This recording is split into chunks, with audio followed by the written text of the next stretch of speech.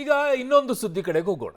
ಅಕ್ರಮವನ್ನ ಸಕ್ರಮ ಮಾಡಕ್ಕೆ ಹೋಗ್ತಾ ಇರುವಂತ ಸರ್ಕಾರದ ಈ ದುರ್ಬುದ್ಧಿಯನ್ನ ಬೇರೆದವ್ರ ಬಗ್ಗೆ ಎಲ್ಲ ಇಷ್ಟ ಆದಾಗ ತಲೆ ಕೆಡಿಸ್ಕೊಳ್ತಾ ಇರುವಂತ ಸರ್ಕಾರ ಈ ವಿಚಾರದಲ್ಲಿ ಮಾತ್ರ ಸಿಕ್ಕಾಬಟ್ಟೆ ಮುತುವರ್ಜಿನ ವಹಿಸ್ಕೊಳ್ಳುತ್ತೆ. ಯಾಕೆ ಯಾಕೆ ಅಲ್ಲಿ ಮುಸ್ಲಿಮರ ಸಂಖ್ಯೆ ಜಾಸ್ತಿ ಇತ್ತು ಅಂತನಾ, ಅಥವಾ ಅವರು ಎಲ್ಲಿಂದ ಬೇರೆ ಕಡೆಯಿಂದ ಬಂದಿದ್ರ, ಅವ್ರಿಗೇನಾದ್ರೂ ಹೇಳಿದ್ರಲ್ಲ ಕೇರಳದ ಮುಖ್ಯಮಂತ್ರಿ, ಅದಕ್ಕೋಸ್ಕರನ ಹೈಕಮಾಂಡ್ ಒತ್ತಡಕ್ಕೆ ಈಗ ಸರ್ಕಾರಕ್ಕೆ ಮಣಿದಿದೆ, ಗೊಂದಲ ಇದೆ. ಈಗ ಅಕ್ರಮವಾಸಿಗಳಿಗೆ ಪುನರ್ವಸತಿ ಇನ್ನಷ್ಟು ವಿಳಂಬ, ಇದೇನಾದ್ರೂ ಕೊಟ್ರೆ ಮಾನವನ್ನ ಹರಾಜು ಮಾಡ್ಕೊಂಡಂಗೆ ಆಗುತ್ತೆ ಸರ್ಕಾರ. ಇವತ್ತು ಸರ್ಕಾರ ಮನೆಗಳ ಹಂಚಿಕೆ ಡೌಟು ಅಂತಿದ್ದಾರೆ. ಜನವರಿ 5ರ ನಂತರವೇ ಮನೆಗಳ ಹಂಚಿಕೆ ಸಾಧ್ಯತೆ ಇದೆ ಅಂತಿದ್ದಾರೆ. 15 ಮಾನದಂಡಗಳನ್ನು ಆಧರಿಸಿ ಅರ್ಹರ ಪಟ್ಟಿಗೆ ಈಗ ಡಿಸಿ ಮುಂದಾಗಿದ್ದಾರೆ. ಹಳೇದು ತೂಗಿ 2-3 ಹಂತದಲ್ಲಿ ದಾಖಲೆಯನ್ನ ಪರಿಶೀಲನೆಯನ್ನ ಮಾಡ್ತಾ ಇರೋದು. ಬಹುತೇಕರ ಬಳಿ ದಾಖಲೆಗಳೇ ಇಲ್ಲ. ಎಲ್ಲಿಂದ ಬಂದಿದ್ದಾರೆ ಅದನ್ನ ಅರ್ಥ ಮಾಡ್ಕೊಳ್ರಿ. ಫಸ್ಟು ನಿಮ್ಮ ಹೈಕಮಾಂಡ್ ಮೆಚ್ಚಿಸೋಕೆ ಆ ಕಡೆ ಕೇರಳದವ್ರು ಹೇಳಿದ್ರು ಅನ್ನೋದಕ್ಕೋಸ್ಕರ ನಡು ಬಗ್ಗಿಸಿ ನಿಂತ್ಕೊಳ್ತಿರಲ್ಲ. ಬೆನ್ನುಮೂಳೆ ಇಲ್ಲದೆ ಇರುವಂತ ಸರ್ಕಾರ, ಮೂರು ಬಿಟ್ಟಿರುವಂತ ಸರ್ಕಾರ ಅಂತ ಹೇಳಿದ್ರೆ ತಪ್ಪಾಗುತ್ತಾ ಅಂತ.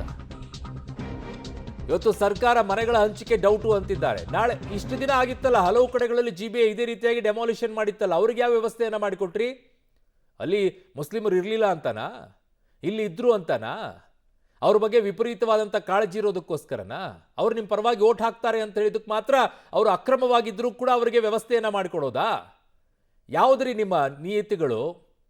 ಯಾವುದು ನಿಮ್ಮ ರಾಜಕೀಯ? ಯಾವ ರೀತಿಯಾದಂಥ ಯೋಚನೆಗಳನ್ನು ಮಾಡ್ತೀರಾ ನೀವು? ನಿಮಗೆ ಬೇಕಾಗಿರುವಂಥ ವೋಟರ್ಸ್ಗಳ ಬಗ್ಗೆ ಮಾತ್ರ ವಿಶೇಷವಾಗಿರುವಂಥ ಕಾಳಜಿ.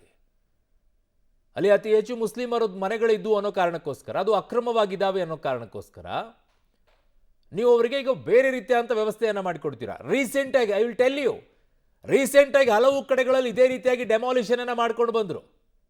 ಅದ್ರ ಬಗ್ಗೆ ಯಾಕೆ ನಿಮಗೆ ಆಸಕ್ತಿ ಇರಲಿಲ್ಲ? ಅವರಿಗೆ ಯಾಕೆ ಪುನರ್ವಸತಿಯನ್ನು ಕಲ್ಪಿಸುವಂಥ ಯೋಚನೆಯನ್ನು ಮಾಡಲಿಲ್ಲ?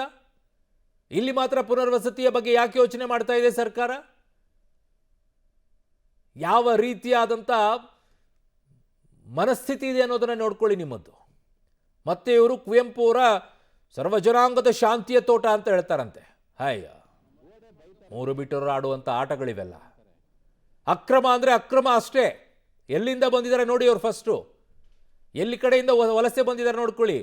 ಫಸ್ಟ್ ಅಲ್ಲಿ ಚೆಕ್ ಮಾಡಿ ಅವ್ರು ಏನಾದರೂ ಬಾಂಗ್ಲಾದಿಂದ ಬಂದಿದ್ದಾರಾ ಅಂತ ಹೇಳಿ. ಅನೇಕ ಕಡೆಗಳಲ್ಲಿ ಇದೇ ರೀತಿಯಾಗಿದೆ. ಬರೋದು, ಇಲ್ಲೆಲ್ಲೋ ಜಾಗ ಸಿಕ್ಕರೆ ಸುಮ್ಮನೆ ಸೆಟ್ಲ್ ಆಗೋದು.